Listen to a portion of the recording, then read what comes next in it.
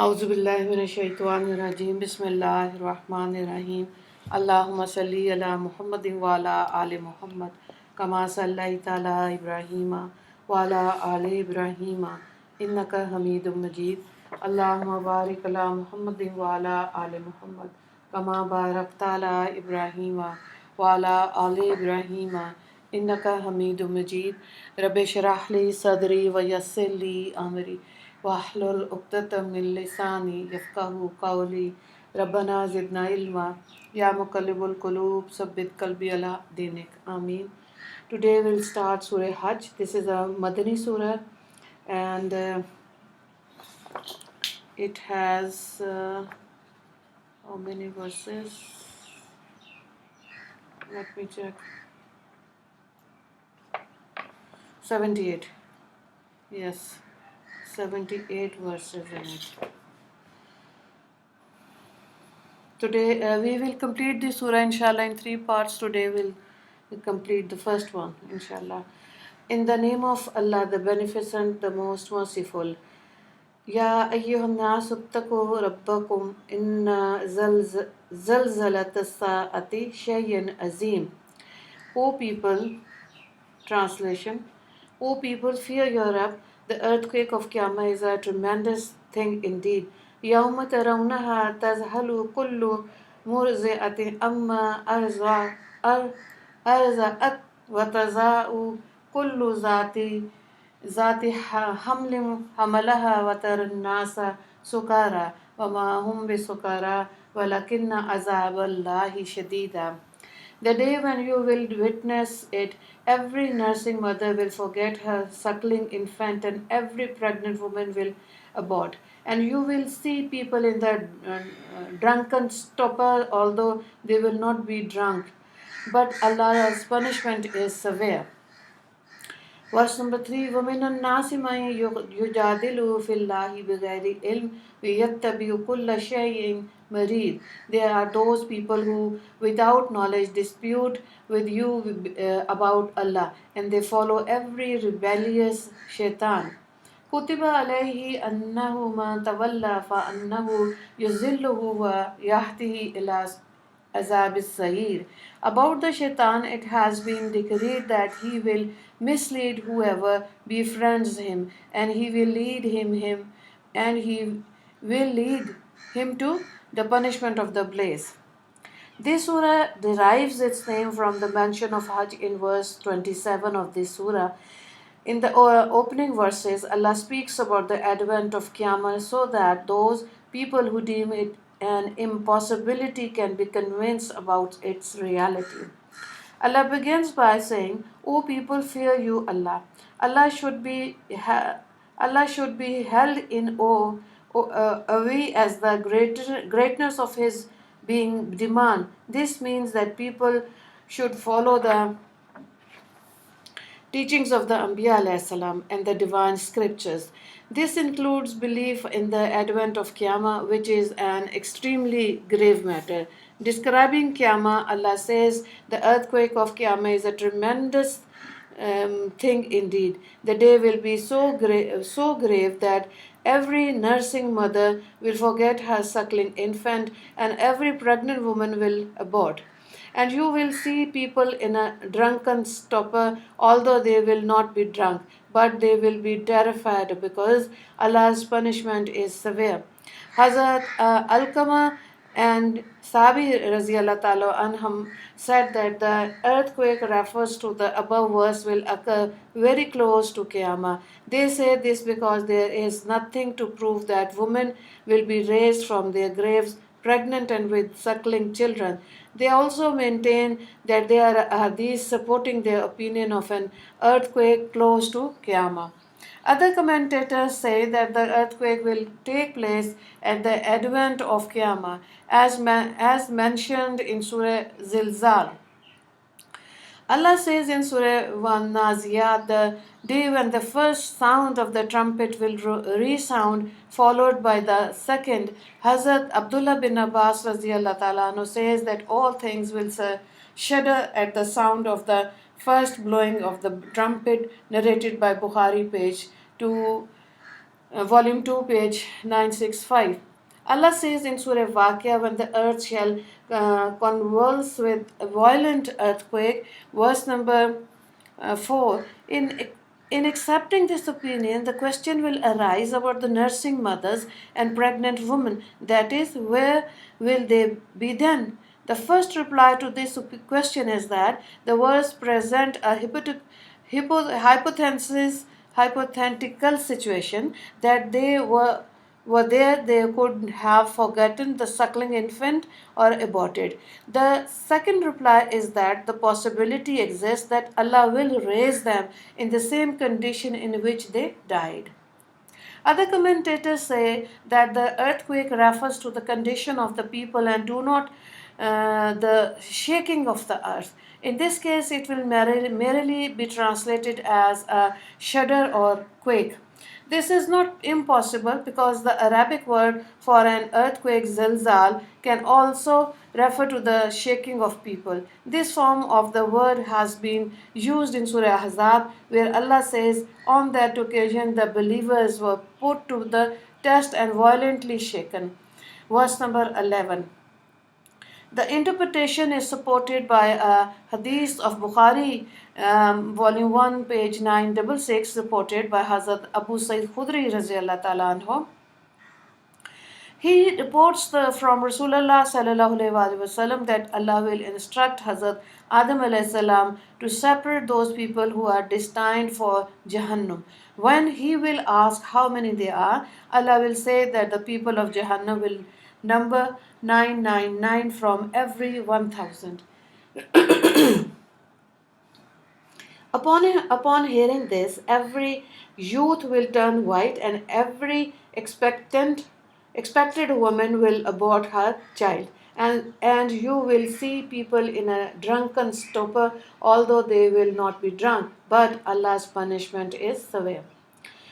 When the Sahaba Raziyallahu Ta'ala anhum heard this from Rasulullah Sallallahu Alaihi Wasallam, they asked, who will enter Jannah if only one from every 1,000 will enter?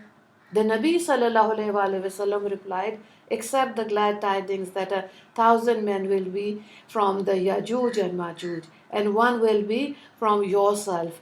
By the being in whose control lies my life, I have hope that you will comprise a third of all the inhabitants of Jannah. The Sahaba Raziyallahu Ta'ala anhum then glorified and praised Allah. Thereafter, Rasulullah Sallallahu Alaihi Wasallam said, by the being in whose control lies my life, I have the hope that you will comprise half of all the inhabitants of Jannah. The sum of all other ummah is comparison to yourself is like the example of a single white hair on the body of a black bull, or like a white patch on the front foot of a black donkey. Narrated by Bukhari, volume 1, page 472. The same two replies can be given here to the previous question regarding the presence of pregnant and nourishing mothers, since this question may apply here as well. There are those people who, without knowledge, dispute with you about Allah and they follow every rebellious shaitan.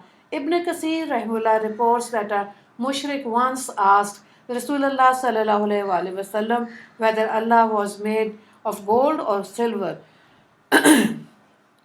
When he persisted in the obstinacy, Allah caused a lightning bolt to decapitate him. Referring to people who asked such absurd questions, Allah revealed the above verse.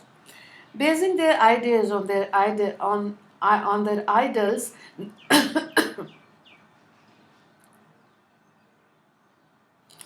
the mushrikeen made these ludicrous statements. They were instigated by their friend Shaitan to say these things and blindly responded to his bidding.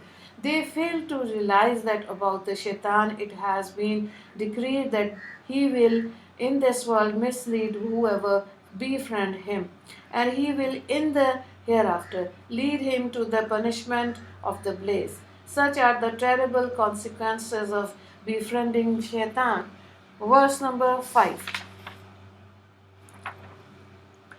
يا أيها الناس إن كنتم في ريب من البعث فإنا خلقناكم من تراب ثم من نطفة ثم من علقة ثم من مضغة مخلقة وغير مخلقة لنبين لكم ونقر ونقر في الأرحام ما نشاء إلى أجل مسمى ثم نخرجكم طفلا ثم لتبلغوا أشدكم ومنكم من يتوفى ومنكم من يرد إلى أرذل الأمر لكي لا يعلموا من بعد علما شيئا وترى الأرض ماهدة فإذا أنزلنا عليها الماء اهتزت وربت وأنبتت من كل زوج بهيج.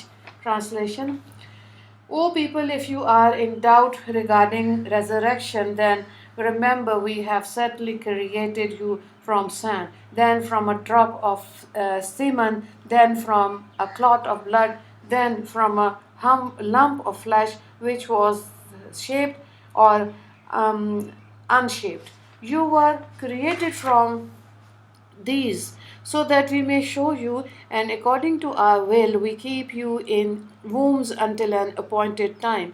Thereafter we remove you as children, after which you come of age. There are those of you whose souls will claim, while others reach the age of infirmity, so that they know nothing after one possessing knowledge. And you will see the earth barren. Then we send rains to it, causing it to stir, flourish, and grow every kind of beautiful species. ذلك بأن الله هو الحق وأنه ويحيي الموتى وأنه على كل شيء قدير. This is all because Allah is the truth, because He gives life to the dead, and because he has power over all things. وأن الساعة آتية لا ريب فيها وأن الله يبعث من في القبور. And all this is because Qiyamah is imminent without any doubt, and because Allah will surely raise those who are in their graves. Many people think that Qiyamah and resurrection are impossible because they cannot understand how, after decomposing, bodies can be restored to life. Allah replies to their columns by explaining to them how they were initially created. Allah says, O people, if you are doubt regarding resurrection, then remember we have certain created you from sand. The mold of Hazrat Adam salam was cast from sand, after which the soul was instilled in him. Thereafter, Allah devised a system by which his progeny would grow. The system is presently described by Allah. Allah then says that the human being is initiated from a drop of semen. When the male sperm mates with the egg of the female, the child is said to have been conceived. Thereafter, this communication becomes a clot of blood. This clot then develops into a lump of flesh. This piece of flesh, which is initially unshaped and has no definite form because the fetus of a newborn child, later Allah fashions the various limbs, causing it to be shaped. Thereafter, this formed fetus is still kept in the womb of the mother until Allah decides what it be delivered. Referring to this, Allah says, and according to our will, we keep you in wombs until an appointed time. Thereafter, we remove you as children, after which you come of age. Even after birth, the child undergoes many changes and stages in life. In first passes the phase of childhood, soon to be followed by maturity when it begins to understand things. The author of Ruhul Mani says that this age is between 18 and 30. Others say that it refers to the age of between 30 and 40. Surah Ghafir says, It is Him who created you from sand, then from a drop of fluid, then from a clot of blood, after which Allah extracted you as a child. Thereafter, Allah preserves you to reach your strength and then to become old people. The lives of some of you being taken first. However, not everyone attains old age. Allah says there are those of you whose souls we claim at an early age, while others, after passing old age, reach the age of infirmity so that they know nothing about which possessing knowledge. Everyone witnessed these stages of life. It is only Allah who allows man to pass from stage to stage. Yet people find it difficult to believe that he can resurrect man for the day of judgment. About the interpretation of shaped or unshaped, certain commentators say that it refers to children who are born and those who are miscarried, respectively. Others say that unshaped refers to those children who are deformed. Hazrat Abdullah bin Masood Razi Allah Ta'ala reports from Rasulullah Sallallahu Alaihi Wasallam that the fetus remains as a drop of fluid in the womb for 40 days. Thereafter, it assumes the form of a clot of blood for another 40 days, after which it becomes a lump of flesh for 40 days. After this stage, Allah sends an angel to record the deeds, age, and sustenance of the child. The angel also record whether the person will be good or evil, narrated by Bukhari. After explaining the stage of human development, Allah speaks of another human example. He says, "And you will see the earth barren. Then we send rains to it, causing it to stir, flourish, and grow every kind of beautiful species." Just as Allah has the ability to cause the dead land to flourish with vegetation, He is also able to revive dead bodies as well. Allah says in Surah Hamim Sajda, from His signs also is that you see the earth barren. Then when sea and rain upon it, it begins to stir and flourish. Verily, the one who goes life to it, the one who gives life to the dead, indeed, he has power over all things. Surah, verse number 39. Allah then says the development of man and the revival of the dead earth were all because Allah is the truth, because He gives life to the dead, and because He has power over all things, and all this is because Qiyamah is imminent. Without any doubt, and because Allah will surely raise those who are in their graves. Verse number 8, 9, 10. وَمِنَ النَّاسِ مَن يُجَادِلُ فِي اللَّهِ بِغَيْرِ عِلْمٍ وَلَا هُدًى وَلَا كِتَابٍ مُنِيرٍ. There are those people who dispute regarding Allah without any knowledge and guidance and without any book that directs towards light. ثانية إثه ليزل عن سبيل الله له في الدنيا خزي ونذيقه يوم القيامة عذاب الحريق. He is a person who turns and walks away to mislead others from Allah's path. He shall suffer disgrace in this world, and we shall make him taste of the punishment of the blaze on the day of Qiyamah. ذَلِكَ بِمَا قَدَّمَتْ يَدَاكَ وَأَنَّ اللَّهَ لَيْسَ بِظَلَّامٍ لِلْعَبِيدِ. This is an account of what your hands have sent forth, and Allah is certainly not oppressive towards His bondsmen.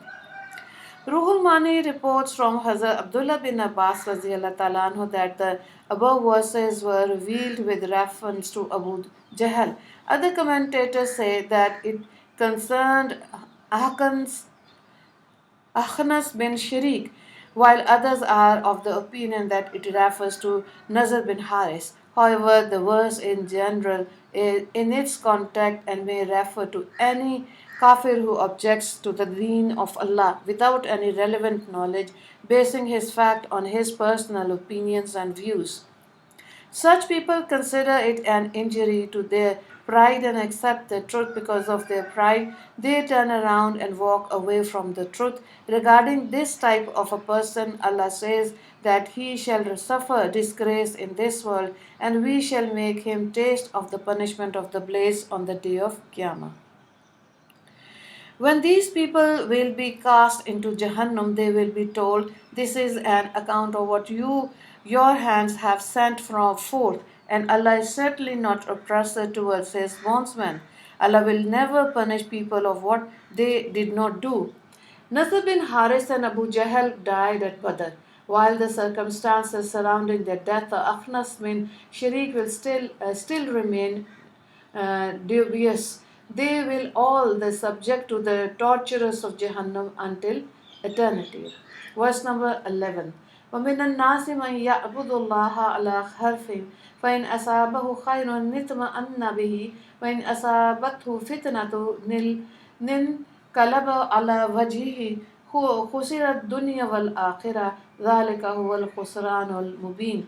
Among man is he who worships Allah like a person on edge. If any good comes to him, he is content with it. However, if any trial overtakes him, his face turns. He is at a loss in the world and in the hereafter. This is the manifest loss. يدعو من دون الله ما لا يضره وما لا ينفعه ذلك هو الضلال البعيد. He worships besides Allah that which can neither harm nor benefit this. This is the fair deviation. يدعو لما ضره أقرب من نفعه لبث المولى ولبئس الأشير. He worships them that the harms of which are nearer at hand than the benefits. A terrible ally and a terrible companion indeed. Bukhari volume 2 page 694 reports from Hazrat Abdullah bin Abbas radiallahu ta'ala anhu that soon after some people arrived in Medina, their wives bore sons and their horses also gave birth. They would then say that the deen of Islam is very good. However, when their wives and animals did not bear children, they would say that Islam was not good. The first of the above verses was revealed concerning these people.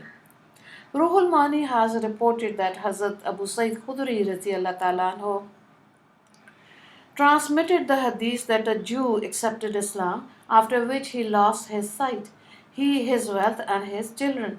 He then came to Rasulullah sallallahu alaihi wasallam requesting that his pledge of allegiance be revoked because he considered Islam to be unfortunate for him.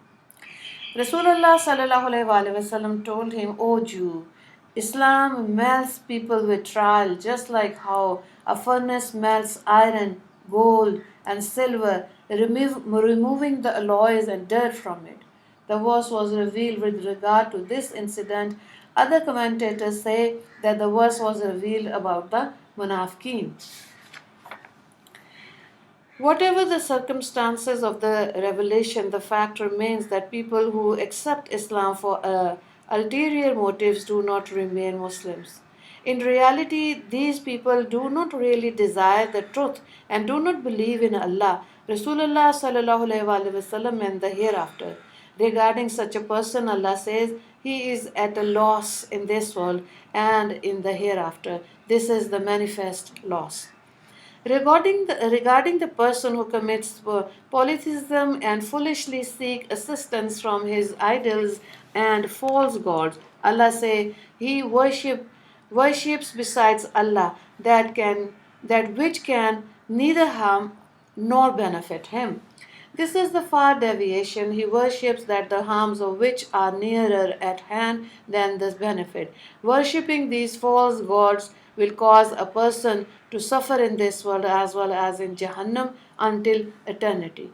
Allah says regarding their false gods, a terrible ally and a terrible companion indeed. The author of Ruhul Mani says that when the mushrikeen will see that they will be punished in the hereafter for worshipping these false gods, they will cry out, "Those whom we worshipped were terrible allies and terrible companions."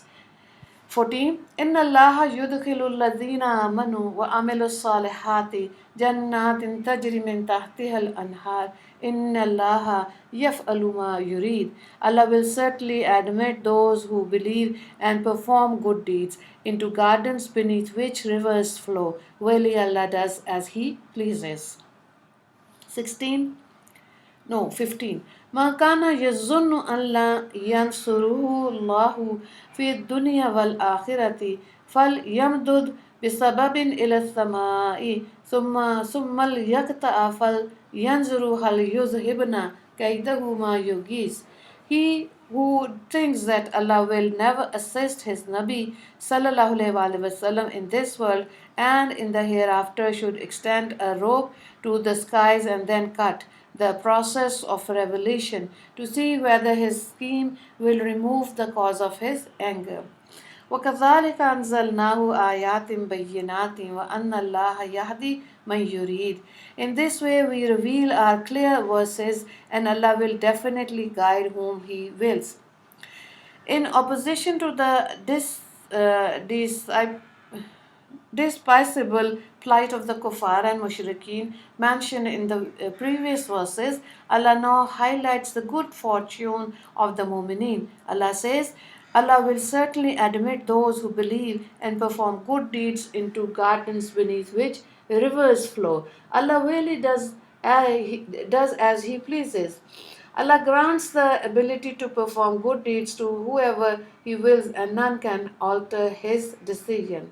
Allah then speaks of those people who taught that the deen, religion of the Rasulullah sallallahu alaihi wasallam would last only for a while and would die away once he has left this world.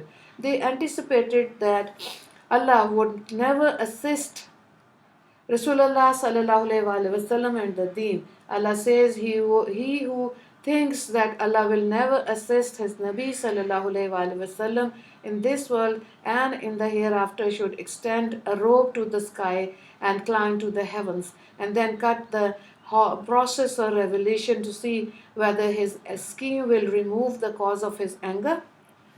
Allah proposes his hypothetical situation to explain to the kuffar that their enmity towards the deen will not cause it to be impeded in any way, let alone stopping it completely. No plot of kuffar will stem the tide of Islam in a similar strain. Allah has mentioned in Surah Al Imran, tell them, perish in your rage. Other commentators have interpreted the verse to mean that the person who detests that Allah assists Rasulullah sallallahu alaihi wasallam should renounce his ambition. Allah tells him that he may rather fasten a rope from a roof of his home and use it to hang himself. Another interpretation of this verse suggests that it refers to the person who believes that Allah has not been just in his stipulation of sustenance. He believes that Allah has not given him enough, thereby not assisting him in the world and in the hereafter. Allah tells this person that he can do as he pleases, even if it means that he hangs himself. However, he will still be unable to change the predestined fate decreed by Allah. The verse will therefore tell these people that they should not think that they gain anything by renouncing Islam, while they stand to lose something by remaining as Muslim. Do as they may, they can never change Allah's divine plan.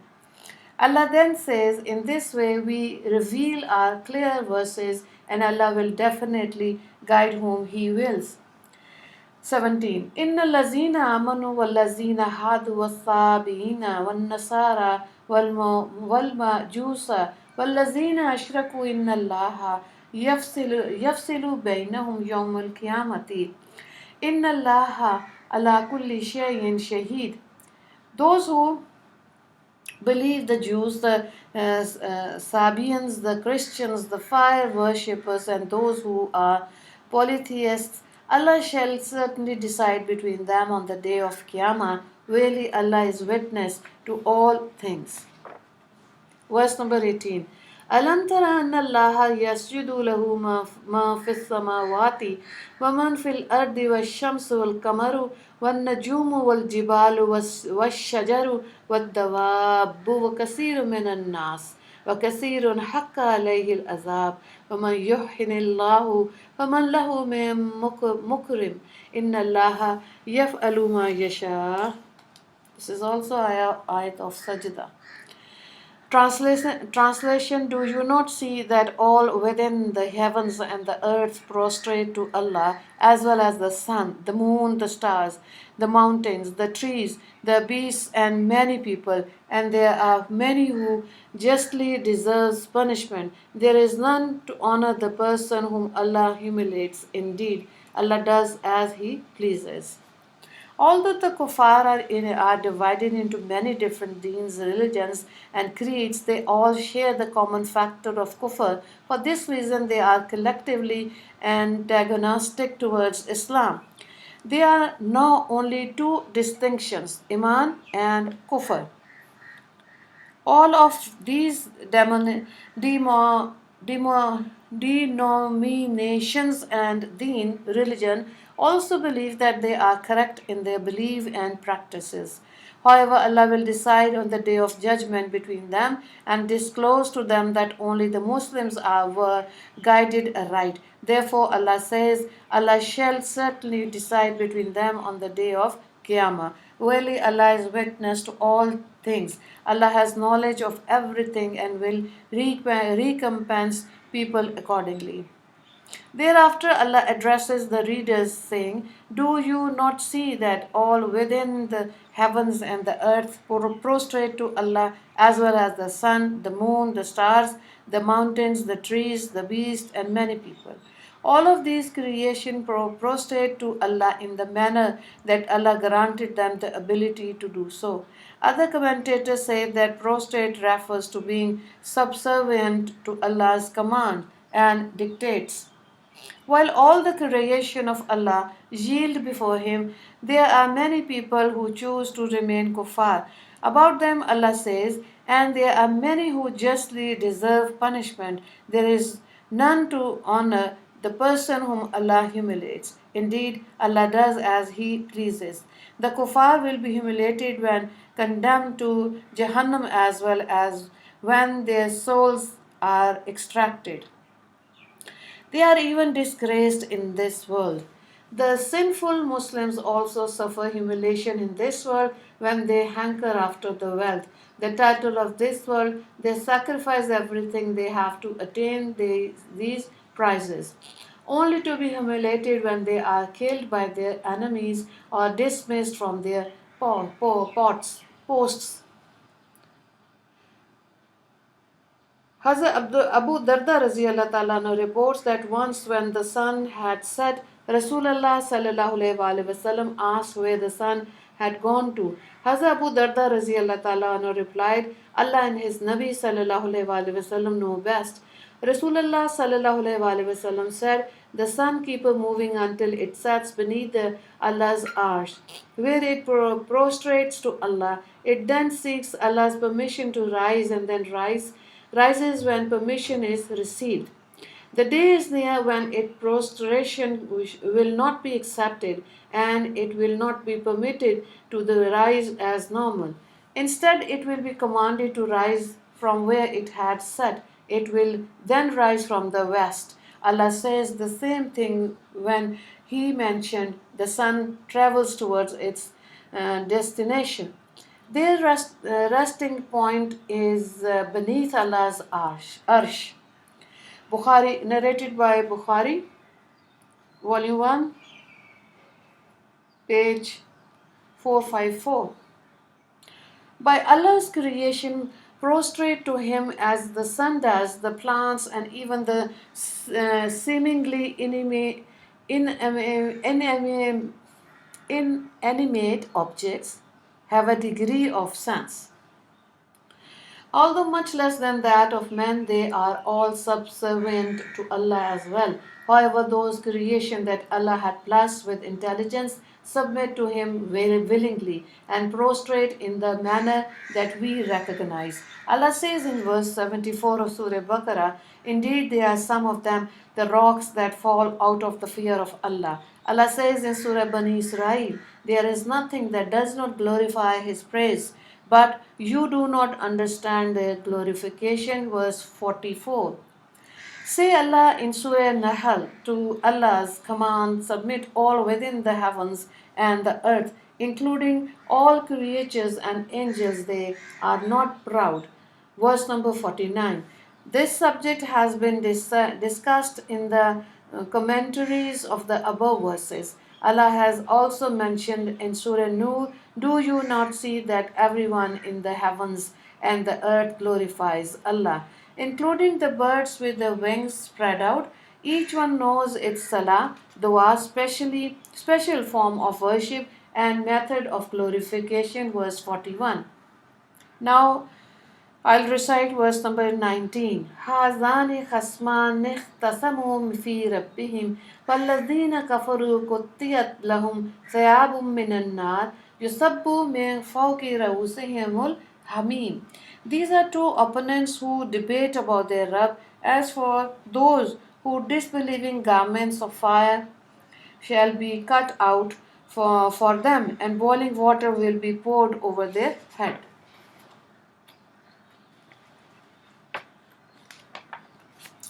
Verse number 20. Yusharu bihi ma fi butunihim fil wal jalud. It will melt whatever is in their bellies as well as their skins. Walahum maqami'u min hadid. There will be iron hammers for them. كلما أرادوا أن يخرجوا منها من غم أعيدوها فيها وذوقوا عذاب الحريق. Whenever they will attempt to escape from the punishment out of grief, they will be returned and told, taste the punishment of burning. Allah says these are two opponents, the kuffar and the mu'mineen, who debate about their Rabb. Their disputes sometimes led to war. The Muslim be fighting for Allah, while the kuffar fight for their gods, whom they regard as their Rabb. When the mushrikeen marched towards the battle of Badr, they prayed, O Allah, grant victory to the army that is on the truth. When the Ansar advanced to combat the mushrikeen at Badr, the Quraysh said, we have not come to fight you, but wish to fight our relatives. Thereupon Hazrat Ali Raziyallahu Ta'ala Anhu and Hazrat Hamza Raziyallahu Ta'ala Anhu and Hazrat Ubaidah bin Haris Raziyallahu Ta'ala Anhu stepped forward to engage the army in combat. Sabia bin Rabia, Utbah bin Rabia, and Walid bin Utbah advanced from the enemy lines. Hazrat Hamza Raziyallahu Ta'ala Anhu killed Shoaib, Hazrat Ali Raziyallahu Ta'ala Anhu killed Walid, while Hazrat Ubaidah Raziyallahu Ta'ala Anhu was fatally wounded by Utbah. In the skirmish, Hazrat Ubaidah Raziyallahu Ta'ala Anhu also managed to mortally wound Utbah. Thereafter, Hazrat Hamza Raziyallahu Ta'ala Anhu and Hazrat Ali Raziyallahu Ta'ala Anhu killed Utbah and removed Hazrat Ubaidah Raziyallahu Ta'ala Anhu from the battlefield. He passed away at a place called Safra while returning to Medina. Hazrat Ali Raziyallahu Ta'ala Anhu says that the above verse was revealed with reference to the two opposing armies at Badr, narrated by Bukhari, volume 2, page 565, and Al-Badaya wa Nihaya.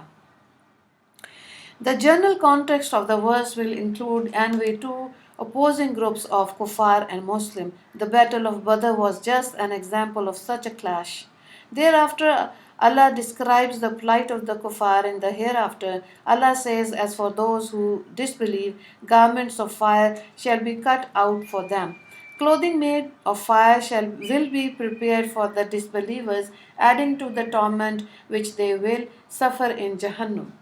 In addition to this, boiling water will be poured over their heads.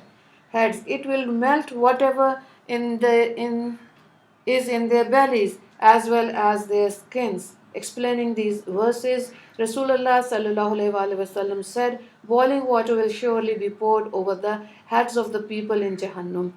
This will this water will reach their bellies, destroying everything within. It will then emerge from the feet, whereafter the process will be repeated." This is meant by the verse, it will melt whatever is in their bellies as well as their skins, narrated by Tirmidhi. There will be iron hammers for them. Whenever they will attempt to escape from the punishment out of grief, they will be returned and told, "Taste the punishment of burning." Rasulullah sallallahu alaihi wasallam has said, if one iron hammer has placed on earth, all man and jinn collectively would not be able to lift it. Allahu Akbar. According to another narration, Rasulullah sallallahu alaihi wasallam said that a single strike from such a hammer would reduce a mountain to dust. At-Targhib wa Tarhib, Volume 4, page 274.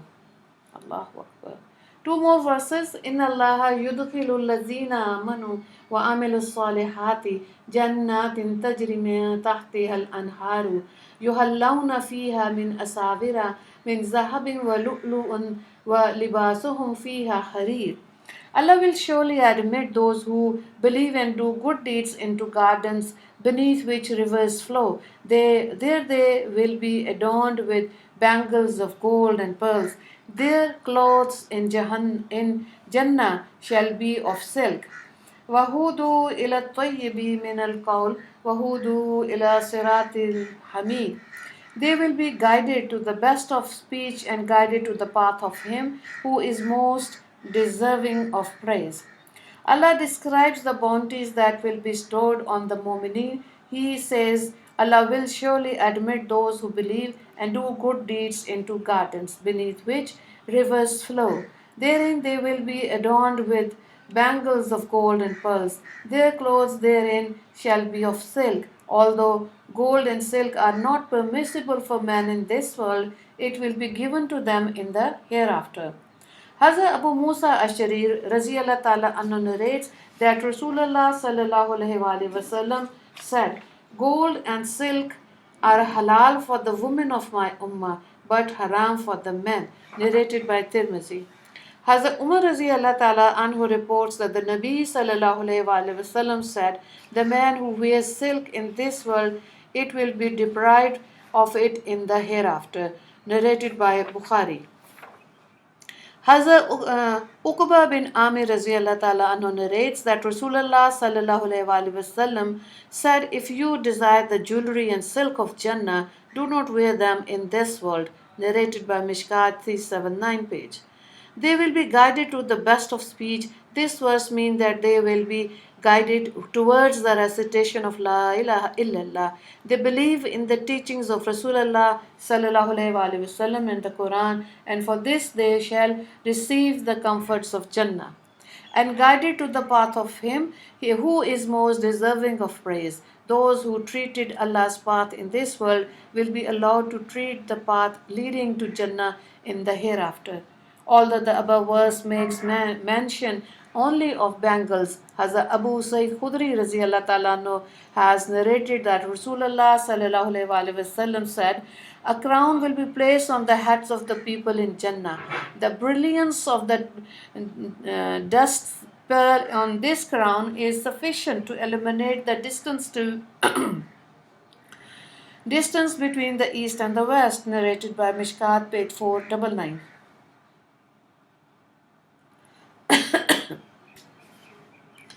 Verse number 25. Inna lazina kafaru wa yasadduna an sabilillahi wal masjidil haram alladhi ja'alnahu lin-nasi sawa'a nil akifu fihi wal bad wa man yurid fihi bi ilhad bizulmin nuzikhu min azabin alim. Indeed, those who disbelieve forbid others from Allah's path and from the Masjid al-Haram, which we have appointed for the people, resident and victorious, being equal therein. And whoever intends to unjustly perpetrates the act of irreligiousness there, we shall let him taste a painful punishment.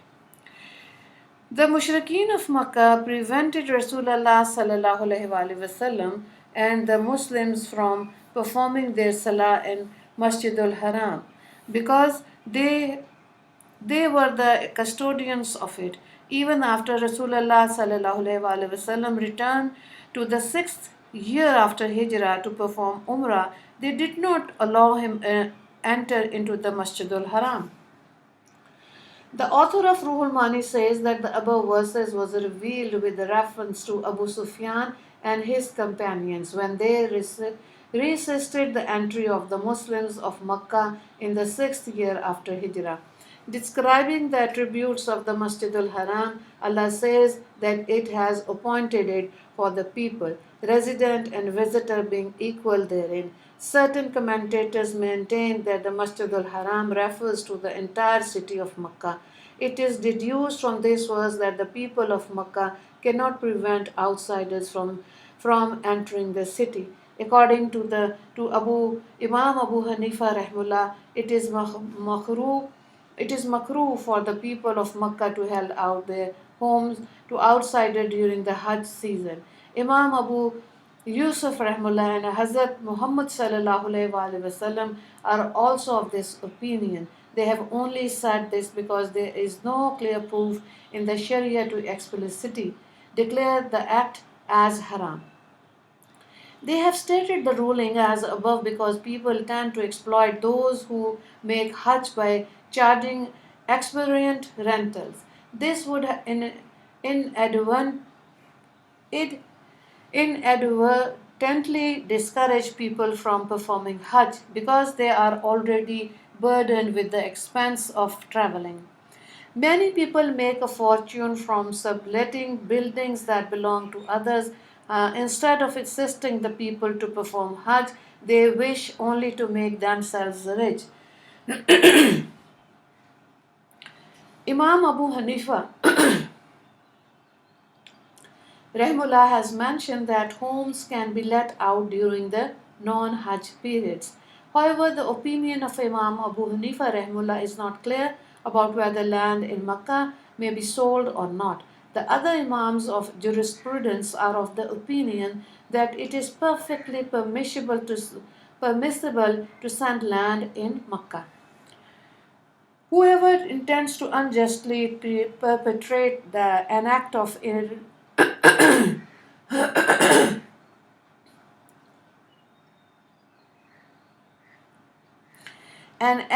irreligiousness there, we shall let him taste a painful punishment. Many commentators state that the injustice referred to in this verse denotes shirk and all sins. Abu Dawud reports from Rasulullah sallallahu alaihi wasallam that irreligiousness refer to ihtihar, that is stock pilling, necessary foods for the purpose of inflating the price.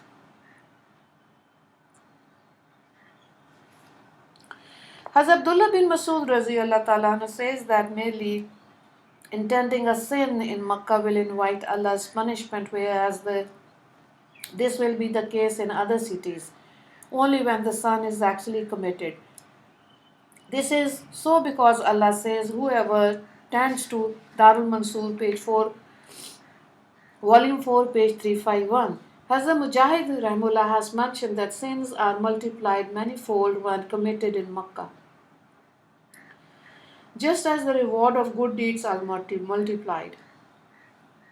He also reports that Hazrat Abdullah bin Masud Raziyallahu ta'ala anhu had a house within the haram and another outside the border of the haram in the hill. He performed his salah in the house that was within the haram and would scold his children in the house that was in the hill.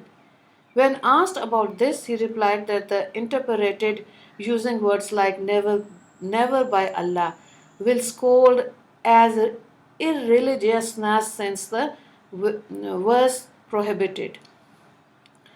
Irreligiousness is the haram. He did this outside the haram. Darul Mansur, Volume 4, page 352. Those who suffer this punishment in this world will surely meet with punishment in the hereafter. The incident of the people who brought elephants to destroy the Kaaba is well documented. Allah destroyed them in this world with pebbles that were thrown by little birds. These pebbles did reduce the mighty army of men and elephants to resemble a plea of eaten corn, a pile of eaten corn. Darul Mansur reports from Hazrat Abdullah bin Abbas ta'ala anhu that a person by the name of Taba once met out to destroy the Kaaba. When he reached place called Haramun Naim, a severe tempest struck. The wind was so intense that it became impossible even to sit or stand. He summoned two learned men who accompanied him and asked them the reason for the terrible windstorm. Before replying to this question, they requested him to spare them if they replied. When he assured them that they had nothing to fear, they told him that the tempest was raging because he had set out to destroy a house that was safeguarded by Allah.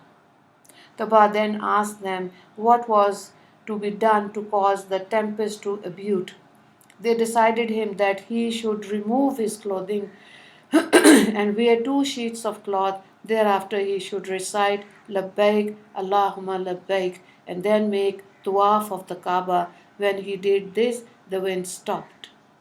وآخر دعوانا أن الحمد لله رب العالمين اللهم اغفر للمسلمين والمسلمات والمؤمنين والمؤمنات السلام عليكم ورحمة الله وبركاته.